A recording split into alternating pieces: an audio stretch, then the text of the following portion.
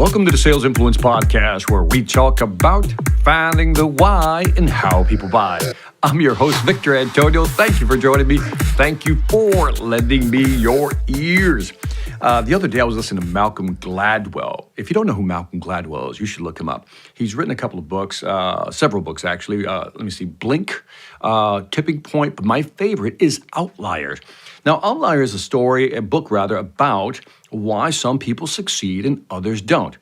And in this one interview he was doing, he mentioned 4 different conditions, and this was a lecture he gave at Microsoft, if you want to look it up on YouTube, where he talks about the 4 different conditions that will determine our success or failure. Let me go through 4 of them, all 4, and then I want to focus in and hone in on one that pertains to you and me most likely.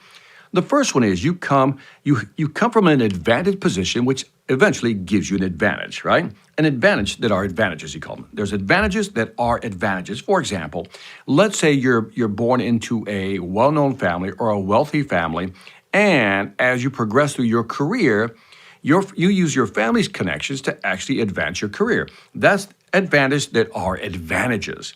Condition number 2, there are advantages that are also disadvantages. For example, back to the same situation. You may come from a wealthy family, but because you come from a wealthy family, you feel privileged and you don't work as hard. So those advantages become a disadvantage because you really don't learn how to grind, if you know what I mean. So that would be the second condition.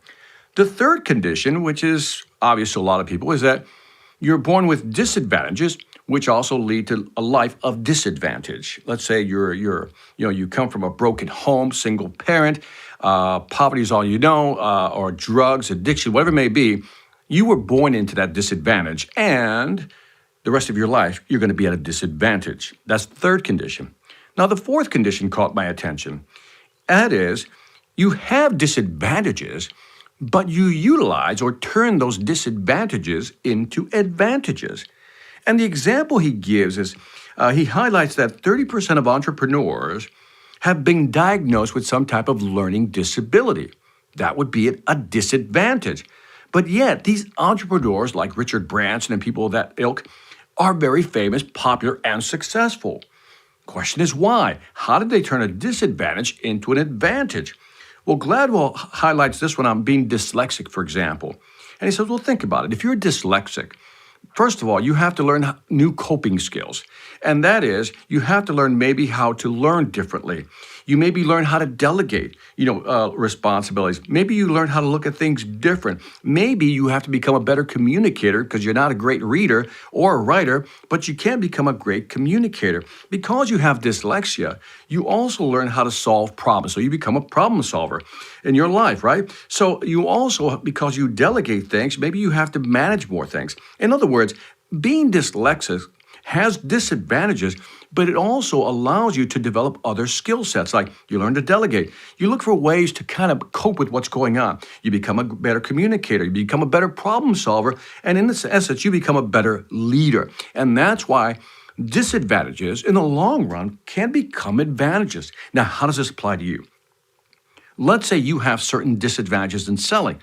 Well, maybe we can figure out a way to turn those disadvantages into advantages. Maybe you can learn how to deal with them differently, find a way to solve them, in other words, find a way around that solution and develop other skills that maybe you'll be better at developing. For example, let's say you're not a great communicator. That's one of the things you struggle with. I'm really nervous. I can't communicate. Well, maybe people don't want a great communicator. Maybe they want a problem solver. Maybe you're even better at that. In other words, maybe you can't get in front of people and make a presentation or do a presentation, but maybe you can sit down with people one-on-one and really walk them through the process of how you can solve problems. In other words, don't let your disadvantage remain a disadvantage.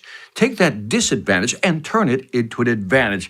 And keep the dyslexic example in mind, that once you learn how to go around your disadvantage, you'll become that much more successful. I highly suggest the lecture. Again, it was the lecture at Microsoft. I think if you type in Microsoft, Malcolm Gladwell, you'll listen to the lecture. And I'm telling you, it's worth every minute. And that is it for this Sales Influence podcast. This one was a little different. different. Wanted to give you a twist on how we can view our ability to sell as an advantage. Even if you think of it as a disadvantage, it is an advantage if you can flip it and turn it into your direction. In other words, how you sell more effectively. And again, check me out on Spotify, iTunes, Pandora, wherever you're listening to me. Love to get your feedback on what you think of this topic. This, to me, is near and dear because I know a lot of people who are struggling with disadvantages, but I also know people who've turned those disadvantages into advantages. Leave me some feedback. Again, iTunes, Stitcher, Spotify, Pandora, YouTube, wherever you find me. And also, if you haven't done so already, check out the Sales Velocity Academy. If you need to level up your skills, you want to sell more faster, go to salesvelocityacademy.com. This is Victor Antonio, always reminding you that selling ain't hard when you know how. Take care.